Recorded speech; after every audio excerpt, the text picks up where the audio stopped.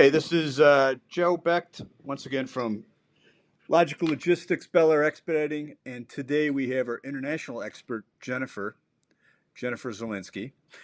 And Jennifer, how you doing today? I'm well. How are you? Uh, Not too bad for early December. I'm not in the Christmas frame of mind yet, but I guess it'll take a few more days and then I will be.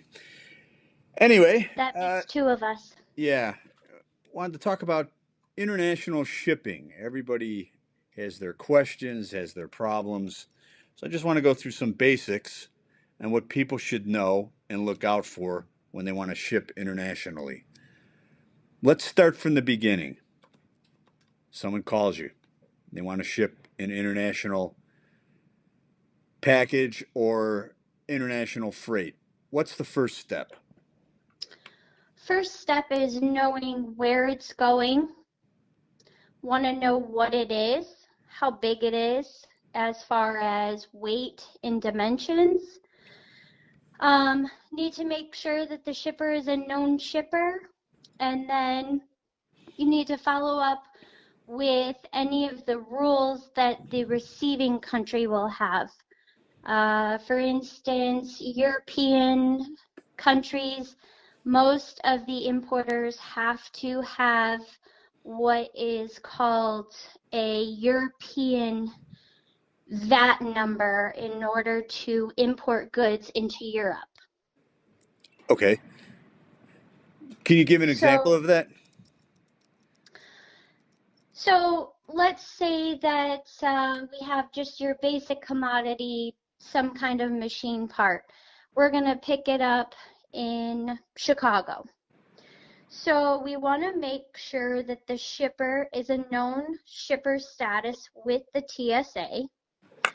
We want to make sure that the commodity is what they say it is. We want to get what the weight is, what the dimensions are, and then we want to check with what airlines have the best options and the best rates. Quote the customer. If they approve the quote, then we are going to send it to Europe. But first, we would check with our office at the destination country, let's say France, to make sure that the importer has an European import license and that they can import into that country. So we never want to promise a shipper that we can ship something immediately to another country if we've never worked with that customer before. That's valid. Now, as far as can you go over what the dim factor is? Dim factor is divided by 366, so we would take the dimensions, multiply height, length, width, divided by 366. If that is greater than the actual weight, then that would be our volume weight. Let's say it's 400 pounds. We would take 400 pounds divided by 2.2046, and that would give us 181 kilos. So if the 181 kilos weighed more than the dim weight, then that would be our chargeable weight. Okay. Now, you talked about Europe. What about other continents? Korea, China, most continents need approval to import. China has to have import license. They also have to have what's called a USCI number now, which is pretty new, started this year. It basically is like the United States EIN number. Same with Europe.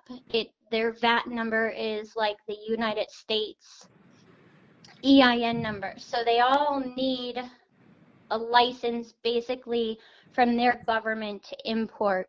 And then each commodity has its own rules. So let's say we were going to send something to Colombia or Brazil. Sometimes they want the commercial invoice in their language. Same with China. You need an American invoice and then you need an invoice in their language. Brazil, Colombia, if you send anything computer related, they have to have approval. You have to have approval. You cannot ship anything to their countries without approval from them. If you were to send anything to a country that doesn't have approval, or that importer does not have an import license, the goods can be held at customs and ultimately seized, and you would wind up having to pay all the freight expenses plus any customs related expenses in that country. Okay. Now, what about Africa? Um, I haven't done a whole lot to Africa lately. It's been a few years. Okay. So most countries, word to the wise is you want to reach out to an agent or your office in those countries and get approval. You want to send them the commercial invoice and the packing list. Tell them what airline you're thinking of sending it on, and basically get their approval to import whatever it is that you're shipping, and make sure that that importer has a license to import. Now, a customer contacts us and they want to ship something. We'll get into different specifics in a little bit. What about we hear about brokerage, getting someone to clear customs on the recipient end? Who should take care of that? Should they have their own broker, custom broker, or should they put that in the hands of the freight forwarder, such as Bell Air Expediting? Most of the time, if we were to send something, we're going to send it from us, a freight forwarder, to another freight forwarder. And most freight forwarders in other countries have their own customs brokerage or a customs broker that they use. And that's for that commodity to clear customs in their country. There is on occasion where an importer in that country imports so much that they have their own customs broker or their own freight forwarder. So if the shipment was given to us and not told by the shipper to use the importer's customs broker, we would send it to our inner office, and then it would be our inner office in that country responsibility to get in touch with the importer, and then that importer would say, we have our own customs broker, please send all the documents to so and so. Okay. Now, there's different types of commodities, obviously. What's the difference between someone wanting just to send the document as opposed to some hard freight? So a document is the most easiest form to send anywhere in the world. DHL is the best courier service to use outside of the United States, just because they are global wide and huge. So when you would file an envelope to another country, you would strictly say that it's $1 worth of value and it's just documents. Okay. So that's simple enough to send. All right. You could send that anywhere. But as Yes. far as actual goods and freight, they all have their own rules of what you can send, if you can send it, if it can be imported, and what the regulations are for those products. And the different modes of transportation, correct? There's air and there's Correct. ocean. Correct. And then there's two forms of ocean. There's LCL, which is less than a container load, Right. and then there's FCL, which is a full container load. Okay.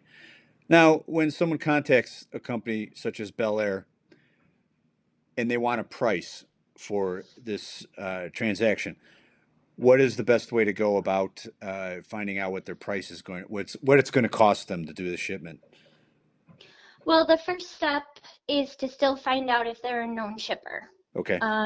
That's going to make a difference, especially via air freight. First and foremost, we want to make sure that it's not the U.S. government and just, checking in on us to make sure that we're not sending any personal products across country lines. Technically, we're not allowed to import or export personal products. Well, that's very interesting to bring that up. Just touch base. I know there's an area called relocation. How do you differentiate that from standard shipping? You have to have a license to do personal relocation, Okay. which is completely different than your average freight forwarders IATA. Okay. So there's certain companies that specialize in that type of movement of personal items, correct? Absolutely. All right. Whether it be ocean or air, All right. there are companies that just specialize in relocation of people moving from country to country for work related. Okay. All right. So now back on track. We have differentiated personal items to commercial items. Now continue on what the process is to ship and get an actual quotation for a price.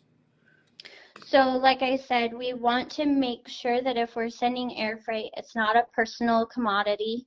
It is a business, and we want to make sure that they're known. If they're not known, then that product, we're going to try to make them known with the TSA, and that product will go on a cargo aircraft for the first couple shipments. If they are a known shipper, then we can send it on a cargo plane or a passenger cargo plane. So we want to double check the DIMS, because if it's too high, then it can't go on a passenger plane, whether they're known or not known. It would absolutely have to go on a cargo plane. So you want to get the weight, the commodity, and the dimensions, and then we use what 7L, and we have all of our airlines listed from city to country, city to city in that destination country, which just makes it easy for everyone involved, because you have a multiple list of airlines that go to that destination. You can see what your cost is, and it will tell you, if you need a cargo plane or a passenger plane will work, and it gives you your rates right at your fingertips. And then there's So always there's duties and taxes. it depends on the shipping terms. So let's say that the shipper just wants to do X works, which is their door to destination airport. So the duties and taxes are for the responsibility of the importer. But then you have what's called DDP. Then, they would be responsible for door to door plus clearance, customs, duties, taxes, VAT, etc. Or you have what's called DDU, delivery duties unpaid.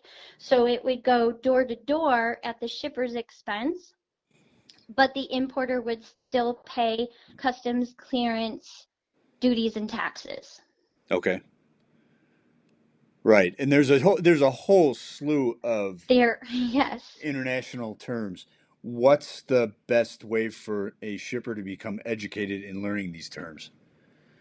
You can literally Google 2019 Incoterms, and they will give you what the three-letter code is and exactly what they mean as far as definition. Okay. Now, I'd like to go into, since you're the expert, let's go into a few of the different kinds of shipments that you've handled. What from the boring to the most exotic. So what's your standard shipment on a regular basis? Standard shipment can be machine parts, just your everyday usage. Machine parts, you have furniture, you name it. You can ship anything that you see that a company will handle or have. So my most boring are machine parts, unless you get an oversized piece, which can be very exciting because you have to find a crane, you have to find a flatbed, and then you have to find an open top container, because, oversized freight, you can't totally ship air freight. So you'd have to get an open top container, which is basically a flatbed, but it's a container that would go on a boat. Okay. Um, and that's where you see commodities exposed and not covered. All right. Most exciting air freight I have to say I've ever shipped is frozen hot dogs or live minks. Right. Um, so, and with live animals, dead animals, it's a whole nother ball game as far as documents and what you need Well, in order you're to dealing with fish export and and import. wildlife, correct? Correct, and the USDA. Yeah. Okay. All right. Interesting. And then when you have live animals, you have to deal with sometimes FDA because live animals sometimes need to be given medicines. I've shipped horses. Horses have to be somewhat tranquilized when they go, so you have to deal with veterinarians, the FDA, the USDA. I've shipped human remains, which you have to deal with all kinds of government services as well. So it really just depends on what it is you're shipping and all the different people and governments that you have to work with and documents. No shipment is exactly alike due to the shipper or the commodity or the country that it's going to or the importer that it's going to. There are all different kinds of rules and regulations according to shipper, product, commodity, importer, and country. Anything else that needs to be addressed as far as basic common sense in shipping internationally? Never promise a customer that you can send something immediately or that you can do it a certain way without fact checking. That So, is the biggest mistake that people make. so the transaction definitely has to be a collaboration, cooperation between the freight forwarder and the customer, and the freight forwarder on the other end in the foreign country. Absolutely. All right. And also, you've done some exciting things. For example, you've set up a charter where the commodity uh, was driven over the border from Mexico to a plane in Texas, and then from Texas it was flown up to Detroit. Correct? And then from Detroit across the border again into Canada. Okay. Yes. Yeah, that's But I'd exciting have to stuff. say that's exciting, but I have to say that's probably pretty easy. Okay. There's not a lot of hands involved. I mean, I think the easiest customs clearance for me out of any countries in the world is clearing Canada and Mexico borders. All right. Mexico's a little bit more difficult than Canada since you have to clear both sides of the border. You have to clear the US and the Mexican side, whether you're coming or going. Um, Whereas Canada, if you're crossing over, you just have to clear their border, which is pretty simple. But a charter is, not as difficult as shipping frozen foods or live animals or even dead animal skins for that matter. Yeah. And that actually enters another mode of transportation. There's truckers that go from the United States into Canada and into Mexico, obviously. Yes. Yes. All right. And how is there any difference in how that would be handled? As far as crossing the Mexican border, Yes, or the Canadian border. the Mexico border, like I said, is a little bit more difficult than the Canadian border just because sometimes there's truckers that will only stay within the US, so you have to transload at that Mexico border. Um, there's few truckers that want to go on both sides, but either way, when you get to that border, you have to clear the US border if you're going into Mexico, and then you also have to clear the Mexico border once you get to the other side. Okay. So you have to clear both sides, whether you're going into Mexico or coming back into the US. All right. And as far as Canada, you only have to clear the side that you're coming into. So if we had a truck that is crossing from the US into Canada, You just have to clear the Canadian side. And then you have most truckers will go into Canada. They're not afraid to go into Canada like they are into Mexico. And then what if someone trucks something to Alaska? That's still considered the US. We have to clear no borders. We can fly stuff into Alaska Right. and we can truck to Alaska in certain areas. But if you truck, Uh, you have to go through Canada, correct? yeah, so you still are going to have it on an IT, which is an international transportation bond. Okay. So you can just get an IT cut where you won't have to clear the Canadian border because you're going right into Alaska. Okay. Interesting. Well, Jennifer, thank And you. then, Oh, I'm sorry. Go on. no, that's okay. Oh, I lost my train of thought. Um, yeah, so I mean, Alaska is just it's same as Puerto Rico. If you send anything to Puerto Rico because it's considered U.S. territory or the U.S. Virgin Islands, you don't have to clear any customs. That's great to know. And Southwest has regular flights into San Juan now. Yes. Yeah. Interesting. Well, Jennifer, thanks for joining us. We're going to talk again frequently in the future about international shipping. What's the best way for people to reach you? They can reach me on my cell, which is 815-262-9531, or feel free to email me at jennifer@bellair.com. And for everyone listening, please visit bellair.com for everything shipping. We can take care of any shipping need that you have, answer any question that you have, whether it be in any realm of the logistics area. So thanks for joining us, Jennifer. Thanks for joining us, and have a great day. Thank you, Joe.